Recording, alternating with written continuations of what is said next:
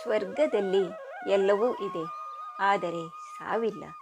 ಭಗವದ್ಗೀತೆಯಲ್ಲಿ ಎಲ್ಲವೂ ಇದೆ, ಆದರೆ ಸುಳ್ಳಿಲ್ಲ. ಜಗತ್ತಿನಲ್ಲಿ ಎಲ್ಲವೂ ಇದೆ, ಆದರೆ ನೆಮ್ಮದಿಯಿಲ್ಲ. ಇವತ್ತಿನ ಎಲ್ಲ ಮಾನವರಲ್ಲಿ ಎಲ್ಲವೂ ಇದೆ, ಆದರೆ ಶಾಂತಿ ಇಲ್ಲ. ಯಾವುದು ನಿನ್ನ ಭಾಗ್ಯದಲ್ಲಿದೆಯೋ ಅದು ನಿನಗೆ ಸಿಕ್ಕೇ ತೀರುತ್ತದೆ. ಯಾವುದು ನಿನ್ನದಲ್ಲವೋ ಅದು ನೀನು ಎಷ್ಟೇ ಪ್ರಯತ್ನಿಸಿದರೂ ಸಿಗಲಾರದು. ಚಿಂತೆ ಬಿಡು. ಜೀವನದಲ್ಲಿ ಬರುವುದೆಲ್ಲವ ಬಂದಂತೆ ಸ್ವೀಕರಿಸು. ಯಾವುದೇ ಒಳ್ಳೆಯ ಕಾರ್ಯವಾಗಲಿ ಪ್ರಯತ್ನವೆಂಬುದು ಅಧಿಕವಾದರೆ ಹಣೆಬರಹವು ಕೂಡ ಶಿರಬಾಗುತ್ತದೆ. ಇದು ನಿಶ್ಚಿತ.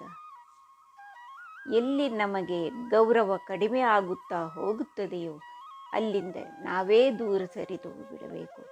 ಅದು ಒಬ್ಬರ ಮನೆಯಾದರೂ ಸರಿ, ಮನಸ್ಸಾದರೂ ಸರಿ. ನೀನು ಯಾವುದೇ ಸೇಡು ತೀರಿಸಿಕೊಳ್ಳುವ ಅವಶ್ಯಕತೆ ಇಲ್ಲ. ಕೇವಲ ಒಂದು ಹೆಜ್ಜೆ ಹಿಂದಿಟ್ಟು ಕಾದು ನೋಡು. ನಿನ್ನನ್ನು ನೋವಿನಿಂದ ನರಳುವಂತೆ ಮಾಡಿದವರು ಕ್ರಮೇಣ ತಮ್ಮನ್ನು ತಾವೇ ನೋವಿನಿಂದ ನರಳಿಸಿಕೊಳ್ಳುತ್ತಾರೆ. ನೀನು ಅದೃಷ್ಟಶಾಲಿಯಾದರೆ ಇದನ್ನೆಲ್ಲ ನೋಡುವೆ. ಮನುಷ್ಯನ ಮೇಲೆ ಭರವಸೆ ಇಟ್ಟವರು ಭಯಪಡಬಹುದು, ಆದರೆ ಭಗವಂತನ ಮೇಲೆ ಭರವಸೆ ಇಟ್ಟವರು ಭಯಪಡುವ ಅವಶ್ಯಕತೆ ಇಲ್ಲ. ಬೆಳೆದರೆ ಬೆಟ್ಟದಂತೆ ಬೆಳೆದು ದೃಢವಾಗಿ ನಿಲ್ಲಬೇಕು.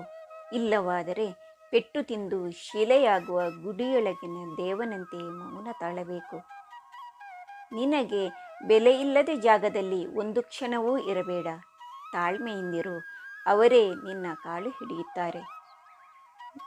ನಾವೇ ನಮ್ಮವರಿಗೆ ಮೂರನೇ ವ್ಯಕ್ತಿಯಾದಾಗ ಅವರಲ್ಲಿ ವಾದ ಮಾಡಿ ಪ್ರಯೋಜನವಿಲ್ಲ.